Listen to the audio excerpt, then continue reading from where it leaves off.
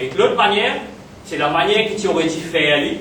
Et ça, il demande justement prévoir avant tout, pas attendre le problème là finit empirer, qu'il nous arrive au bout du gouffre, il faut qu'il nous commence à réagir, c'est prévoir et corriger le problème systématiquement et pour qu'il n'y pas arrive là. Et sa manière de faire là, c'est justement adresse l'économie dans le sens de ban export-oriented enterprises, parce que c'est ban là qui promène des vies dans Maurice.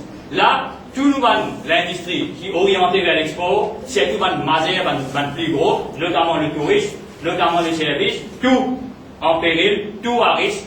Donc la situation pour nous, c'est pour ça que nous maintenons que la situation va pas améliorer et que ça doublement de sa déficit là par rapport à ce qu'il gagnait de 2007 à 2008, les pour continuer, nous pourrons retourner avec un compte courant déficitaire à 42 milliards d'euros. Maintenant, ce qui peut arriver aussi, et bon, il ne faut pas bien mentionner, quand nous réserve internationale, c'est fini, qui va le risque qui est là à ça. Et ben, les premières affaires qui viennent à ça, c'est faire un casse pour import, et d'ailleurs, nous mesurons en termes de number of weeks of imports possible. Donc, la consommation affectée, nous pas qu'à avoir d'import de matières premières, nous pas qu'à avoir d'import de produits pétroliers. Donc, c'est toute l'économie qui risque de compte Europe. Bien sûr, il y a une solution facile, elle get FMI, elle prend une flexi-loan, etc. Parler, mais c'est pas ça le but. Le but, c'est de vraiment faire l'économie produire ce devise et correctement et pas bien gagner un risque de remboursement après éventuellement. Une dernière petite chose qui est importante, vous pensez qu'il nous gagne un gouvernement qui réagit très tard à une crise internationale, qui enfin, il vient avec un stimulus package, qui supposément amène une politique fiscale expansionniste. Il est très clair que cette politique fiscale est basée sur l'investissement dans l'infrastructure et donc qui va justement encore une fois renforcer un export-oriented enterprises directement et immédiatement qui vous vise.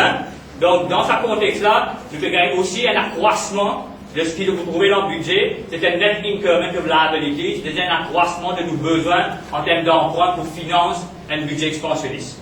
Donc d'une part, il y a un besoin d'emprunt et qui immédiatement vient en place là, vous trouvez qu'il le différent est dire on prend aussi localement. Quand vous avez le budget, le chiffre du budget, la tendance du ministre des Finances, c'est qu'il a emprunté en DOP. Il a emprunté en devise, mais je vous pourrais venir là. Mais qui fait moitié l'attention là, parce qu'il emprunte en devise en l'immédiat. Il vous fait, comment dire, qui nous va une réserve internationale pas affectée. Mais immédiatement après ce qui est en suivi, c'est qu'il nous vise à rembourser ça. Et rembourser, nous vient maintenant, vous voyez, un risque de taux de change, la roupie perd du valeur, donc vous vous rembourse plus.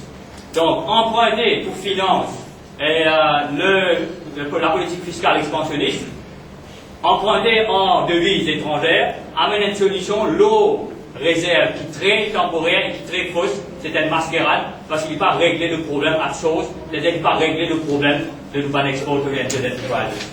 Donc en résumé, le un déficit compte courant qui peut détériorer rapidement, il doublé de 2007 à 2008. Nous pensons que vous doublez encore une fois une 40 milliards. Il représente 50% de nos devises internationales. Non, il n'est pas fait faire concrètement et solidement pour régler ce problème-là. Le programme expansionniste du gouvernement est financé par un emprunt et de l'étranger, et ça encore pour une mettre de pression quand nous pourrons commencer à rembourser, il commence immédiatement ça et l'eau nous va une réserve internationale.